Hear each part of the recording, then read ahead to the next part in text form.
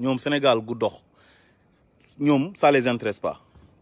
ñoom na seen business dox seen affaire dox ku fi nekk président ak noo manti mel dañ la doon saaga démb di la xas di la tam dëmm di la taxer de tous les noms d'oiseaux yow nekkal président rek wala nga nekk dara boo nekkee dara rek dañuy jël seen yu bon yu ñu doon wax ci yow démb ak seen yu ñaaw yu ñu doon def yëpp dañ koy jël ñu fàtte ko ñëw changer ko def ko lu rafet di la ko wax te loolu bokk na ci jikko naafeq ak jikko seytaane te dafa bëri ci réew ma gis nga bu ñu bëggee réew mi jëm kanam il faut ñu bàyyi hypocrisie bi bëgg dëgg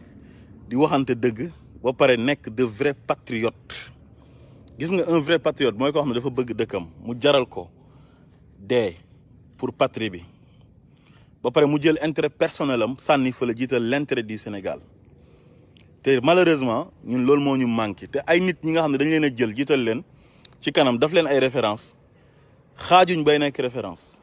ay nit ñu bon lañ ay nit lañ yoo xamante ni tekkiwuñ dara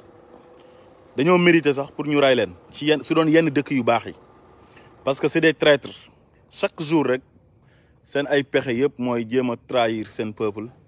xam nga pour seen propre intérêt personnel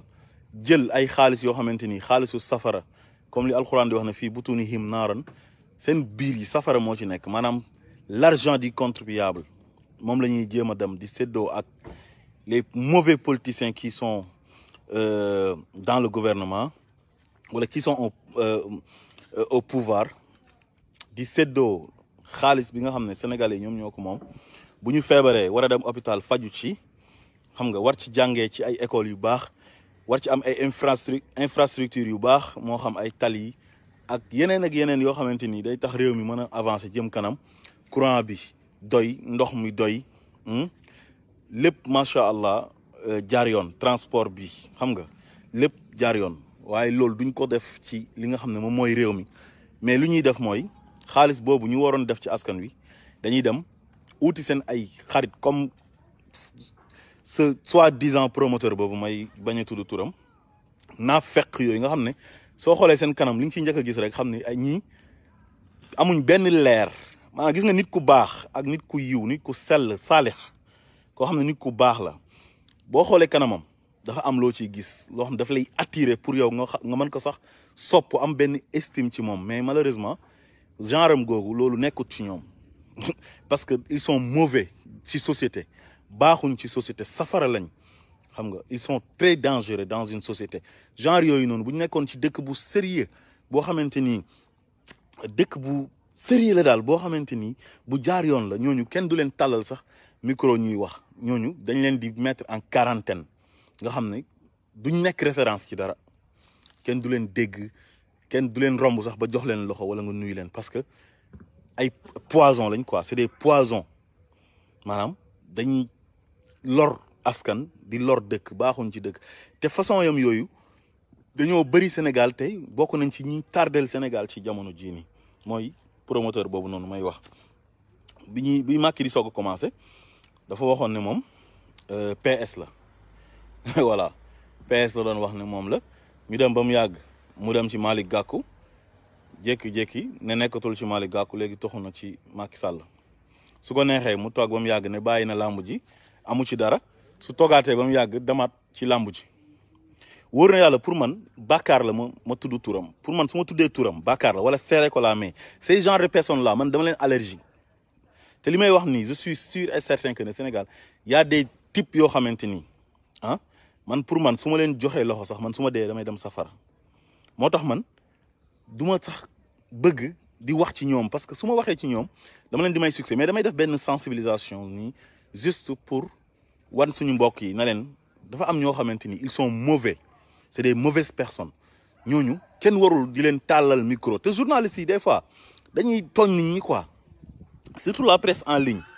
xam nga ay Sénégal foog naa foofu la ko doon waxee mais lan mooy ndayu ngeen di tàllal ces genre de personnes là micro di leen jox importance mais ñooñu ils ne représentent rien dans ce pays ñooñu man xam nga lan laa leen jàppee comme poubelle mbalit yi nga xam ne ñoo nekk ci mbedd mi nga xam damay dem ut sama ay ordures ménagères dem sànni ci man loolu laa leen considéré y a des personnes yoo xam ne man du ma leen tudd du ma leen tas dafa ma leen référence man Sénégal dafa am ay nit ñoo xam dama leen di tànn def leen référence parce que ñooñu ay référence lañ ay royukaay lañ ci citoyenneté ci wàllu patriotisme xam nga mais ces faux types là ñu leen di talal micro ñuy wax te ñooñu amul luñ benn njëriñ société bi lu dul yàq société bi loolu rek xam nga tey gor rek la mën a doon te gis nga képp koo xamante ni da nga digaale ak sa ay nawle ba pare nga génn ci yow doo gor bu ñuy lim gor yi duñ la ci boole dañ lay considérer ne yow jaam nga keneen koo xamante ni tamit day ñëw di la jàppale ci loolu di la jay te lim lay wax gëmu ko kooku yéen ñaar yéen a yem vous êtes pareil mooy li xew nii Macky Sall tey am na ñu bëri ñu ko jege woon ñu ko jege instant bi kon maanaam ñu ko jege woon bi muy traversé désert bi ñoo xamante ni dañ ko doon xeex pour mu bañ a nekk président ñoo xam ne ñoo ko sax jaxase ak Ablaye Wade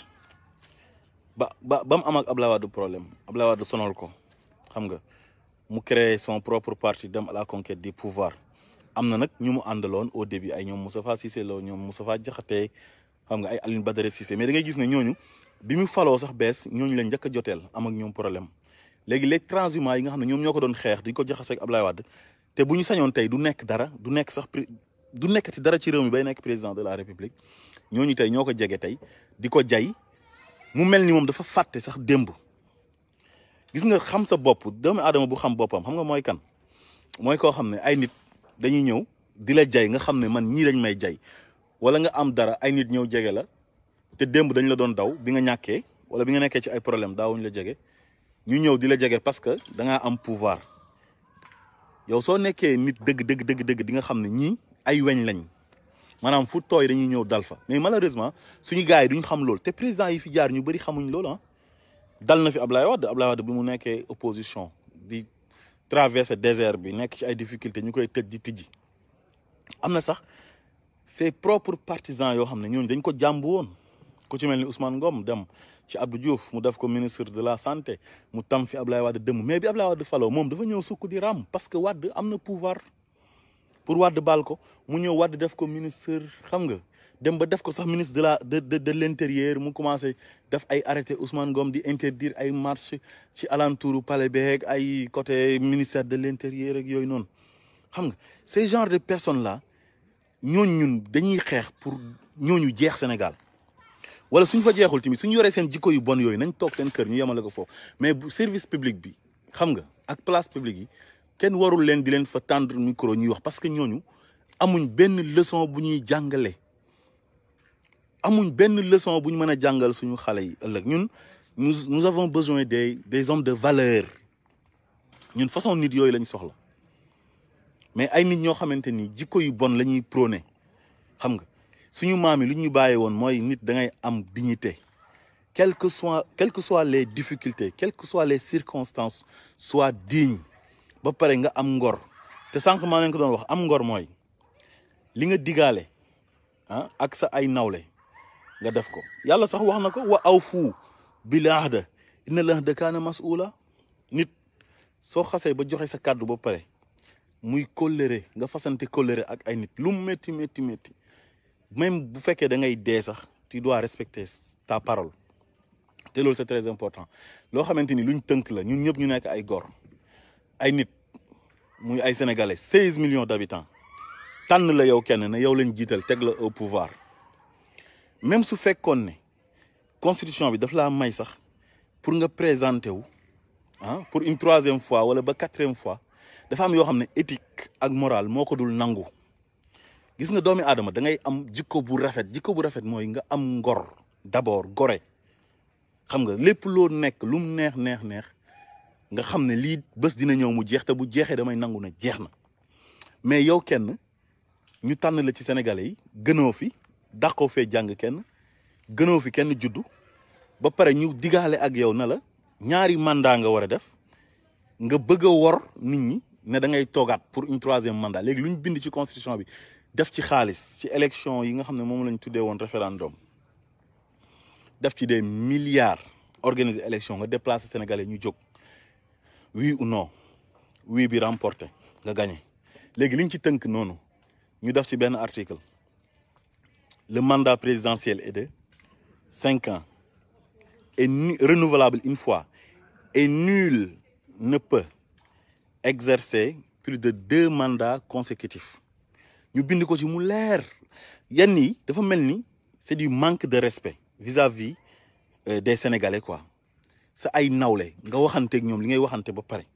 léegi nag nga bëgg a jalgati loolu ci sa ay actes yu ngay posé yépp loolu la di jël ay émissaires ay mercenaires di leen yebal ñuy wax pour di natt Sénégalais yi ndax ñoom ndax dinañ accepter loolu wala déet suñu voisins yi Guinée yi ce faux type là nu mu tuddati sax Alpha Condé def na ko changer constitution bi pour mën a présenter wu une 3e fois Guinée di tàkk nit ñi di dee yoonam nekku ci parce que c'est des pouvoiristes nguur moo leen intéressé keneen ki defaat ko mooy Alassane Ouattara taxaw fii joxe kàddoom ne il ne sera pas candidat aux prochaines élections ñu jékki-jékki mu jiital waa jooju noonu génn àdduna mooy Koulibaly mooy son ex-premier ministre là qui est décédé il y a pas longtemps kooku gaañu au lieu que mu tànn keneen ci parti bi mu jël ko daf ko occasion moom ne moom il va se présenter léegi mars la waxoon ne du présenter wu ba ñëpp félicité ko mu ñëwaat août wax ne dafay présenter wu maanaam nekk koo xam ne c'est un menteur te yow dañ ne da ngaa jiite benn dëkk benn réew nga war a nekk référence di joxe le bon exemple ngay taxaw di fen en tant que président pour lan pour nguur pour bëgg a nekk au pouvoir yow da ngay fàtte sax ne yow da bés dina ñëw nga dee lu dal sa premier ministre boobu mën na la dal suba te moom avant qu'il soit élu président de la République moom il a marché sur des cadavres pour accéder au palais dafa dox ci ay néew pour mën a dugg ci palais bi Côte d'Ivoire di tàkk nit ñi di dee des milliers de morts am fa crise électorale ñaata yoon la am Côte d'Ivoire ñu ray fa ay Robert Gueye ray fa ay ñeneen ak ñeneen xam nga moom mu nekkoon ci koo xamante ni dafa dund injustice ci ay affaire yu ivoirité ay doo ivoirien burkinabé nga xam nga di dund injustice ñëpp jàppale ko mu dem toog xam nga def ñaari mandat war a joxe le bon exemple ne comme kat Côte d'Ivoire dafa sensible ci wàllu élection te lu ko taal dafa yomb man sincèrement lépp luy taal Côte d'Ivoire man bokkuma ci parce que pour ma nekk président rek Côte d'Ivoire dafa tàkk dafa am des milliers de morts pour man ma mën a nekk président de la République kon loolu man du reproduire jamais mais ce mec là Alassane Ouattara il veut brûler la Côte d'Ivoire à nouveau comme li xewoon Côte d'Ivoire ci temps yi Laurent Gbagbo bi mu gagné Laurent Gbagbo bañ daf volte-face loolu la bëgg a indiwaat tey Côte d'Ivoire tàkkaat te moo gën a xam ne Côte d'Ivoire dafa sensible bokkul ak Sénégal xam nga donc kon suñu président africain yi boo gisee tey tubaab bi duñ mën a respecter nit ñi jël leen daf leen ay marionnette ba pare ñun suñu génnee sax duñ ñu jox cër ñoom ñoo tax parce que duñ dara c'est des vauriens ils ne représentent rien du tout te Macky Sall loolu la bëgg mais fu mu nekk nii day sondage lay def dafay jëm di yebal ay nit xam nga na leen dem leen essayer wax comme genre buubu golo boobu génn di wax xam nga di wax day wax yoo xam ne man bëgguma sax jaaraat parce que man su ma ko gisoon sax du ma ko seere laa mais xool sax mënuma ko ci moom parce que man su may jëflanteel damay jëflanteeg référence quoi ay nit yoo xam ne c'est des hommes de valeur ay nit yu gore quoi xam nga man façon nit yooyu laay bëgg di amal affaire mais pas ces genre de personnes là léegi fu mu nekk nii ñëpp xam nañ ne actes yi muy posé yëpp dafa bëgg a def 3e mandat mais ñemewut a wax xam nga Alassane Ouattara wax na Côte d'Ivoire commencé na tàkk keneen que changé na constitution bi def référendum par force jàllale ko par force di rey guinéens yi mujjul fenn moo tax il faut que africain yëpp nekk benn Mali Côte d'Ivoire Guinée Sénégal wala sax CEDEAO ci boppam ñu def le tout pour ñu respecter constitution yi li ciy nekk nit mënoo jël constitution def ko comme benn cahier brillant yow lu la neex bu la neexee nga bind ba mu neex nga effacé waat léegi pour lan pour pouvoir kon déjà ñoom dañuy wane ne nguur dafa neex te nguur normalement warul nekk lu neex lu métti la war a nekk non seulement ñoom ils ont rien foutu dans leur pays defuñ tous ci réew yi dafa gën a dellu ginnaaw ba pare ñuy bëgg di nekk ci nguur gi di enrichir mais loolu c'est catastrophique moo tax gis nga peuple bu nekk sa souveraineté yow yaa koy wane le peuple est souverain gis nga fulla ak fayda dafa baax. Gis nga nit boo ko falee mu lay fontoo da nga koy wan na ko man maa la fal soo ñu naree fontoo dañuy wàcc ci mbedd mi jëflanteeg yow ba mu saf-saf comme ni ko waa Mali di defee. Mais Mali boo gisee ñu réussir loolu mooy Mali ñëpp dañoo nekk benn. su fekkee am na ay affaire tarixa tamit nu mu mel Sénégal melu ko mais Sénégal dafa am ay tarixa am ay ethnie yoo xamante ni kenn ku ci nekk dafa am ñii dañuy dund ethnicisme ñii di dund affaire yi communautarisme. xam nga bu kii ootee dañ naan non kii moo oote su ma demee dañ koy may succès quoi duñ dem. Exemple sama mbokk tijaan yi mën nañoo oote xam nga comme imam xam nga imam dafa oote ñëpp génn mais tey benn këru diine bu kenn oote woon parce que Macky Sall dafa déconné dañoo war a dal ci kawam génn manifester wala exiger son départ dina am ku wax ne non man fii laa bokk kon du ma dem fële kii bu ootee du ma dem il faut fi ma bokk oote pour ma mën a dem. yaa ngi comprendre ci wàllu xeet yi tamit kazalika même chose loolu moo tax xëy na Mali mën a réussir loolu te ñun loolu duñ ko mën a réussir parce que dañoo desee nekk benn mais daal war nañoo jéem a am culture bañ bu jotee ñu bañ xam nga pour tirer la sonnette d'alarme parce que Macky Sall fu mu nekk nii ñëpp xam nañ ne Alassane Ouattara dina ko may fit Condé dina ko may fit parce que dañ koy influencer c'est des pays voisins c'est des pays frontaliers donc dañ koy may fit moo tax ñun dañoo war a teel a jóg affronter ko wan ko ne ko carrément yow Sénégal gënoo fi kenn juddu moomoo fi kenn moomoo réew mi seen waa kër moomuñ ko dàqoo fee jàng kenn gënoo fee gën a ëppoo fi kenn maanaam xam-xam pour jiite réew. am na ñu nekk seen kër sax kenn xamu leen te ñooñ ils peuvent faire mieux que toi te ñu ngi toog ci seen kër yi kenn xamu leen donc kon bu ñu la jiitalee waxtaan ak yow ba ne la ñaari mandat nga war a def da nga war a respecter ñaari mandat yi parce que yenn yi man pour man insulte la sax pour sénégalais yi yenn yi saaga nday sénégalais yi la tey jii bu ñu demee ba genre promoteur boobu noonu génn di wax ah day mel ni dafa saaga sénégalais yëpp nday Sénégal kon yéen tekkiwu leen amul kenn ku capable pour remplacer Macky Sall moo fi gën te pourtant Abdoulaye Wade bi mu fi nekkee loolu lañ ko doon wax Abdou Diouf bi mu fi nekkee loolu lañ ko doon wax doo moromu gars yi yow boo fi jógee kan moo fiy toog ku ñëw loolu lañ lay wax te gis nga façon jikko yu bon yooyu noonu il faut que ñu raxas ko ci Sénégal ba mu set wecc ñun ay nit ñu baax lañ bëgg ay nit ñu gore incarné de très bonnes valeurs ñun loolu lañu soxla mais soxlawuñ ay jaam ak ñoo xamante ni dañ leen di jay ñu jàpp ne ñoom ñoo ci nekk te fekk dañ leen di jay te Sénégal loolu yàgg na fa dañuy jay nit ñi toujours boo nekkee président dañ lay jay boo nekkee ministre dañ lay jay doo moromu gars yi xamoon naa lii da nga ko am sa yaay moo ko liggéey xam nga foo manti nekk bépp entité boo nekk loo xew la rek dina am ay nit di ñëw di la jay sa maam mooy diw bi mu demee fële def na fa laa masuñ kaa jam ci xare kii nii ngay glorifié wu di ngandlu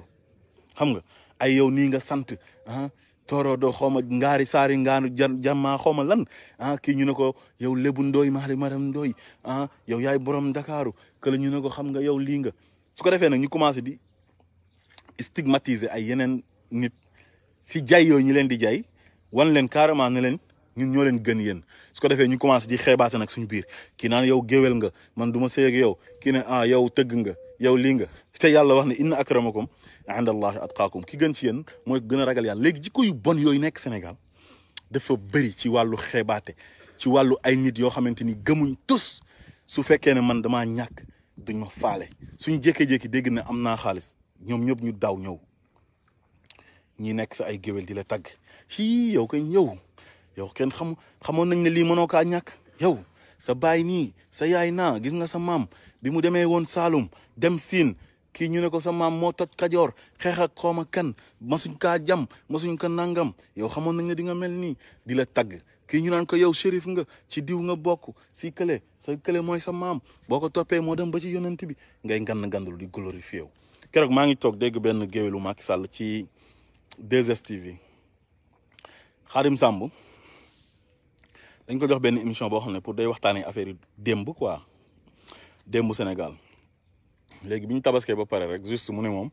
day rendre hommage Macky Sall lu ko boole ci démb koo xam ne il est né après l'indépendance 1 an après l'indépendance mu yàq concept émission bi carrément waaye parce que borom télé ba moom it Macky la àndal xam nga parce que dafa bëri naa fekk maanaam xaalis da leen a jaral bu xaalis ñëwee dëgg ñëw dañuy jël dëgg ji sànni fa la jël xaalis bi ñoom seen yoon nekkut ci ay ngor rek ay incarné des bonnes valeurs quoi ñoom ils s'en fichent quoi seen yoon nekkut ci yooyu. mu ne léegi day waxtaanee Macky Sall quoi mu invité benn géwél bi nag tàgg Macky Sall quoi ne Macky Sall boo demee Fuuta dafa am ay maabo am ay cubalo am ay ceddo am ay torodo mu ne Macky Sall nag ci kii yi la bokk ci ceddo yi la bokk xaw ma nan Sall soo demee maamam mooy nii maamam mooy naa te pour mu dégg lool il faut que mu nekk ministre wala mu nekk président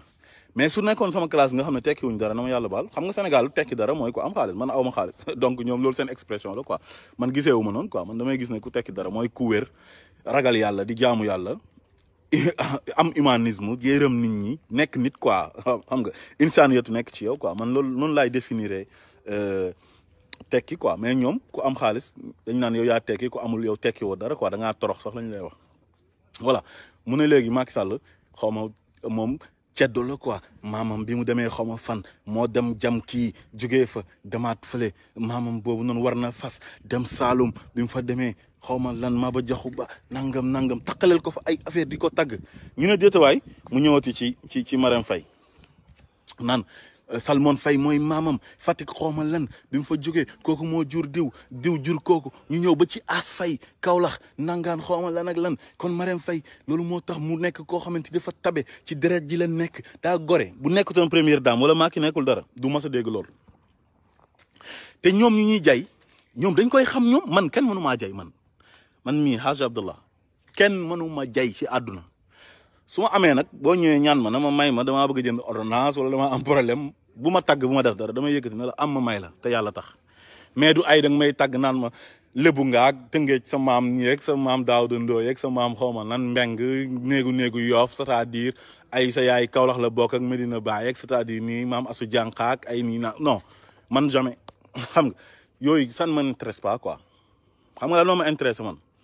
voilà ñun ñëpp ñoo tolloo quoi ñun ñëpp nit lañ benn lañ ci yàlla kenn gënu fi kenn quoi xam nga léegi nag yooyu mooy pousser nit ñi ba ñuy def loo xam ne sax bëgguñ ko def dañuy dem ba duñ bëgg a jógete ci nguur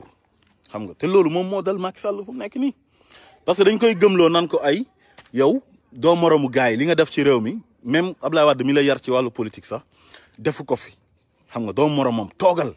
xam nga léegi nag ñu koy wax loolu ñoom ñu bëri dañuy foon dañ kaa bëgg de mais bëgguñ ko xam nga lan lañ bëgg ñoom dañuy bëgg waa ji di continuer di nekk président ñoom ñuy continuer di am ay poste ñoom éternellement nekk fii ba dee ci nguur gi mais perdre le pouvoir loolu seen problème la heure buy affaire bi di jege si rek ñu xam ne pouvoir bi mu ngi waaj a jeex rek di jëm vers la fin rek ñuy commencé génnee seen jikko yu bon yi waaye nag nañ am fulla am fayda loolu waruñ kaa nangu lu leer la ñu wax ci constitution bi dañ ne nul ne peut exercer plus de 2 mandats Macky Sall def na 2 mandat bi mooy 2e mandat yam mu ngi ci 2e mandat yam nañu am suñ fulla am suñ fayda bés buñ demee ba mu ne dafa bëgg a présenté wu def 3e candidature am nañu am fulla def comme suñ mbokk maliens yi wàcc ci terrain bi ñàkkante ko ak moom jëflante ko ak moom ba mu saf-sap wan ko ne ko ñi nga àndal ñu lay jay yëpp moomu leen réew mi Sénégal amoon na avant seen maam yi sax di juddu Sénégal amoon na gënu leen fi kenn gënu leen fee ëpp leen fi kenn compétence pour jiite réew mi Sénégal ku ne jàng am xam-xam mën ngaa jiite réew mi te bëri nañ fa am na ñoo xamante ni ils sont de bonne foi ba pare am xam-xam am expérience ba pare jub honnêteté nekk ci ñoom xam nga tey jii Ousmane Sonko mu ngi fii di incarner les bonnes valeurs di incarner di prôner pour la bonne gouvernance l'équité transparence mais dañuy dem ba ñun dafa mel ni bëggatuñ sax ay lu nit ku baax léegi fenkat la ñuy soxla ak kuy ñëw di waxu caaxaan di comédie wala dañuy nax di sàcc suñ xaalis xam nga dañuy dem ba loolu sax dafay mel ni moo ñuy gënal mais boo ñëwee oto njub sax da ngay gis ay nit dañuy ñëw sax commencé di la xeex naan diw nangam la salafiste la diw ibaadu la diw soose la séeréer la diw murid la diw tijaan la dañuy dem ba fàtte ne Sénégal moo ñu boole gis nga Sénégal man de sama dëgg laay xam nga lan mooy sama conviction man nit nekkal sax athée laa la wax athée bul gëm yàlla bul gëm yonent bi kooku sa affaire la yaag yàlla man je m'en fous ci li nga gëm loolu c'est privé quoi